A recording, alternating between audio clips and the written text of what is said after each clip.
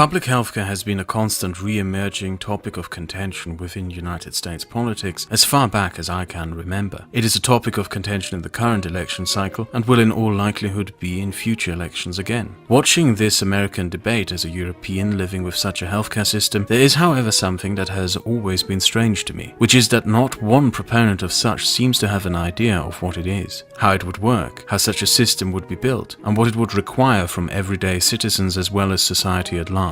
Most American proponents of public healthcare seem to get their idea of what it is and how it works from a Michael Moore movie, a movie that does an absolutely awful job at presenting the systems we have in European countries. All it really does is show us English and French doctors and nurses proclaim how superior these countries' healthcare systems are, and that's pretty much it. But there's far more to it than that. Those two countries have vastly different systems and are more on the extreme ends of what public healthcare is. Especially giving England as an example of a great public healthcare system is somewhat ridiculous, because the NHS, the National Health Service in the UK, is one of the worst healthcare services in Europe. Created during the 1950s in the post-war consensus, an age of massive centralized government organizations and public spending, the NHS was plagued from the beginning with a massive entangled bureaucracy. Detangling and reorganizing the system during the 1970s barely fixed the problems. Things were made worse under the Thatcher administration through the introduction of a management system intent on cutting back costs and increasing efficiency, and substantial damage was done to the NHS by the government of Tony Blair.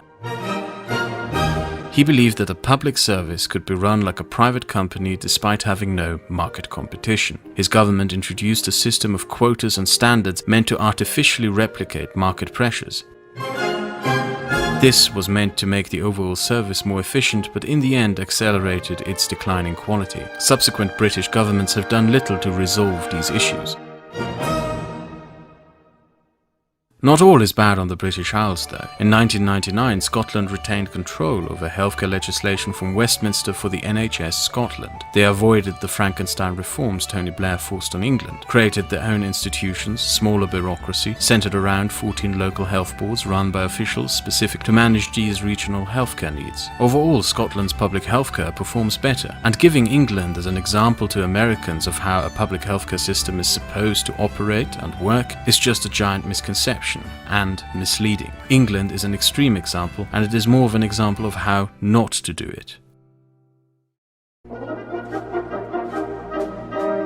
France is on the opposite extreme. The services look amazing to foreigners, like the fact that every mother gets a nurse assigned to her by the government to help her out through the first 2 to 4 years of motherhood, until her kids are old enough to go to kindergarten, which, in France, is also government funded. But what Michael Moore and others who praise the French system don't show you is the enormity of costs and the size of the apparatus behind this system. France, on average, spends between 12 to 15% of its national budget on its healthcare system. Every French citizen is required by law to pay into a national health insurance fund, the amount of the fee being determined by the individual citizen's income. France also has taxes, for example on gambling and casinos, the revenue of which specifically goes straight into the National Health Insurance Fund. The system, which is centralized and run by the Ministry of Social Affairs, Health and Women's Rights, only works due to the massive amount of funds and resources allocated by the French state to ensure its viability. It works because the French are willing to pay the taxes and fees required to make it work. And this is where we go from Americans having wrong impressions about public healthcare to their understanding of it being also somewhat flawed. Because the debate about a public healthcare system is about far more than silly pedantic meandering over whether or not it's communism. It's a debate over structure, taxes and social sacrifices made, as well as burdens upon the individual or society at large. Whenever I saw a Bernie Sanders or other US politician continuously talk about how much they want a public healthcare system, the only thing they ever talk about is how much they want it, how great it would be for everyone, but never about what it means for the country and how it would be structured, built or implemented. There are simply questions, however, that must be asked, like is the US government even willing to allocate 12% to 15% of its annual budget into such a system? How well would it bode with ordinary US citizens to levy additional taxes from them for such a system? Because the bottom line remains that taxes paid to ensure the functioning of such systems in European countries are not just levied from super rich, no, they are paid by everyone. So in the end, this is a tax burden that will come down on ordinary working people just as well. And if you do not have this conversation as you campaign for public healthcare, you will eventually be forced to having this conversation when you try to implement it through the legislature. Beside the financing and taxation aspect of public healthcare, there's an additional aspect never talked about in the US political debate. If you are an American and you have ever been to Europe, you may have noticed that Coke tastes different here. It's less sweet. The reason is that our governments regulate the contents of sugar and take an interest in how healthy or unhealthy the produce we consume is. Some countries, such as the UK, even have a sugar tax. Denmark has a tax on fat. Most European countries have high tobacco tax. Sweden has a very high alcohol tax. European countries have the strictest regulations on food quality in the world. Even beyond just a simple what we eat and drink, it is also how we buy that is regulated. The UK, for example, banned the advertising of candy and sweets using cartoon characters or any other advertising method that specifically targets children. Outside of food, there are government incentives and initiatives to keep citizens healthy, from subsidized fitness and sport initiatives down to extensive fitness programs for school kids. Why? Let's leave Europe for a great example for why. Japan has a public healthcare system. It is one of the best healthcare systems in the world in terms of quality and efficiency. Japan is also the country with one of the world's best healthcare systems that spends the least money on it, because Japan also has the healthiest population in the world. Once you have a healthcare system that is financed by taxpayers, the taxpayers, and by that extent the government, have a vested interest in the health and well-being of the taxpayers. Or rephrased, if you are morbidly obese in the United States, it is your responsibility, or should I rather say, your lack of responsibility. It will reflect itself within the costs you pay to whatever insurance company you sign up with. You pay the consequences, not just in diabetes and cardiac arrests, but financially.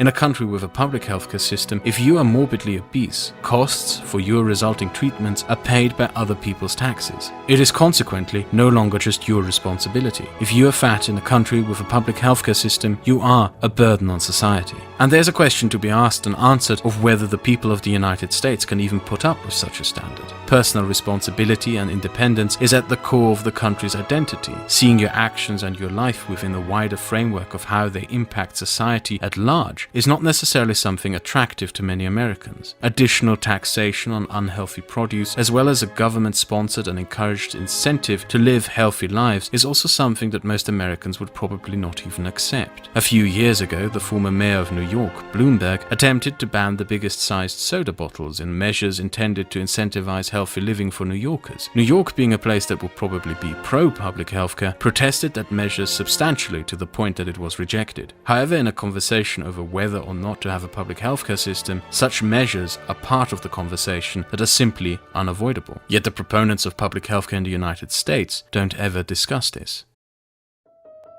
American politicians who argue for public healthcare only ever say that they advocate for it, but never actually lay out any policy plan for how they would finance such a system or even what such a system would look like. But also more crucially, how they would incentivize Americans into being healthier. And that is an important conversation that must be had, especially when you keep in mind how unhealthy the average American is. A public healthcare system is not intended to be a daycare for obese people to continuously even out the consequences of their irresponsibility. And if you introduce a public option without incentivizing a healthy public, that is exactly what your healthcare system will turn into. I personally don't believe a federal centralized public healthcare system like in France would work in the United States. The country is too big, the bureaucracy would be too large, the taxpayers unwilling to pay, and the political landscape unwilling to put up with such. In France, there's a consensus amongst both sides of the political aisle to ensure the healthy state of their healthcare system. That bipartisan consensus does not exist in the United States. If a Democratic president were to introduce it, it would only exist until the next Republican president comes into office. Additionally, I don't believe a centralized federal healthcare system is even desirable. The system I prefer the most is one you got a taste of in the beginning of this video. Countries such as Germany and Austria employ a system in which healthcare is federally mandated and even subsidized, but implementation of the system is largely handed over to the individual states. I don't believe that a top-to-bottom federal healthcare mandate would work in the United States, and what I would propose to Americans who wish to have such a system is to abandon the idea of a federal public healthcare program. The legalization of cannabis cannabis shows how reforms are best implemented within the United States, namely through legislation in the individual states to then convince those in other states of the viability of the reforms. I believe it would be better for the American advocates of public healthcare to campaign for public healthcare in their home states through state legislature and the governor's office. Not only are such efforts more likely to bring results, but would also achieve a public healthcare system without the consequent possibility of having the federal government step in and dismantle it if those in power of it oppose it, as the centralized British government would have done to Scotland if they hadn't retained control of their healthcare service in 1999. Such a regional system is also more efficient and more in touch with the people within the comparably smaller state it has to serve, and the advocates of a public healthcare system would also be more in touch with their own communities, and therefore it would be easier to debate and implement subsequent other measures incentivizing healthier living and finding the revenue source for the system.